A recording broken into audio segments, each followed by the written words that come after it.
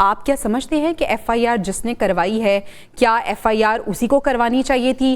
کیا آپ دیکھتے ہیں آخر ذمہ دار کون ہے؟ اگر جس طرح سے شہراز صاحب بھی کہہ رہے ہیں کہ وہ خاتون جو کہ خود بہت غربت میں رہ رہی تھی، زندگی بسر کر رہی تھی اور ایک کمرے میں اس نے ایک ٹیوشن سینٹر بنایا ہوا تھا، بچوں کو بٹھایا ہوا تھا، ٹھیک ہے، اگر وہ بھی قصوروار نہیں ہے، یقیناً بچے تو قصوروار نہیں ہیں، نہ ان کے والدین ہیں، انہوں نے بھیج دیا، نہ انہوں نے دیکھا کہ ہم کس جگہ بھیج رہے ہیں، اس کی سچویشن کیسی ہے، انفراسٹرکچر کیسا ہے، تو پھر واقع صاحب قصوروار کون ہے اس کا؟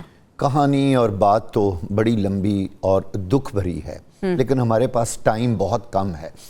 اگر ہم حقائق کی طرف جائیں، پہلا سوال تو یہ ہے کہ ہمارے اس نظام تعلیم میں جہاں اتنے بڑے بڑے بجٹ ایلوکیٹ کیے جاتے ہیں، میں آپ کو یقین سے کہتا ہوں یہ سارے سرکاری اسکولوں کے بچے ہوں گے، مجھے بتائیں ان کو ٹیوشن کی نمبر 1 تو ضرورت ہی کیوں پڑی؟ دوسری بات یہ ہے، اگر یہ حادثہ ہو گیا ہے، مان لیا، تو میں یہ ایف آئی آر پڑھ کے حیران ہو گیا ہوں کہ کاشف اسلم انفورسمنٹ انسپیکٹر نشتر ٹاؤن، جن کی یہ ذمہ داری تھی کہ وہ اپنے ٹاؤن کے اندر کمزور اور بوسیدہ عمارتوں کو لک آفٹر کرتے، ان کو چیک کرتے، ان کی نشاندہی کرتے اور ان کو بہتر طریقے سے ان کو بتاتے کہ جی یہ خستہ حال یا کمزور عمارتیں ہیں، اور وہی اس کا مدعی بن گئے۔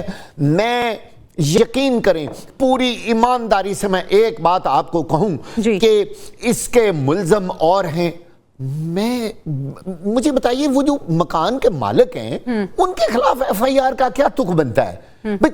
دو تین لوگوں کے نام ڈالے اور ایف آئی آر کر دی اور انسپیکٹر صاحب کو مدعی بنا دیا اور لوگوں کے منہ بند کر دیے، لوگوں کو کہا لے جی ہم نے تو ایف آئی آر کر دی۔ اور بھائی آپ نے غلط لوگوں کے خلاف ایف آئی آر کی ہے۔ ایف آئی آر جو اصل اس کے ذمہ داران ہیں وہ کارپوریشن کے لوگ ہیں۔ لاہور کے ارد گرد جتنی آبادیاں ہیں ساری غیر قانونی بنی ہوئی ہیں، وہ تمام آبادیاں، تمام گھر یہ جو میٹروپولیٹن کارپوریشن کے انسپیکٹروں اور تمام افسران کی ملی بھگت سے بنائی جاتی ہیں۔ پہلے تو کوئی بندہ دکھائے نہ جا کے کہ اس کا کوئی نقشہ تھا، یہ کب بنی، کس کی اجازت سے بنی، اس کو کس نے چیک کیا، اس گھر کی سٹرینتھ کیا تھی۔ واقع صاحب وہاں پہ بھی انسانوں نے رہنا ہے، غریب انسان ہی نہیں ہے۔ جی دیکھیں نا، وہاں کوئی چیک اینڈ بیلنس نہیں ہے۔ جب بھی اس طرح کا واقعہ ہوتا ہے ایک دم طوفان آ جاتا ہے، وزیر اعظم کا نوٹس، وزیر اعلیٰ کا نوٹس، جناب فلانے کا نوٹس، گورنر صاحب کا نوٹس۔ اور بھائی اس نوٹس سے کیا کریں گے؟ وہ بچے نوٹس سے واپس لے آ جائیں گے۔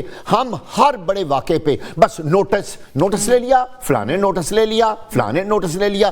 بھائی واقعہ ہونے کے بعد نوٹس لینے کا کیا فائدہ ہے؟ آپ کو جب تک یہ سیفٹی پریکاشنز اس طرح کے واقعات ہونے سے پہلے آپ کیوں نہیں کرتے؟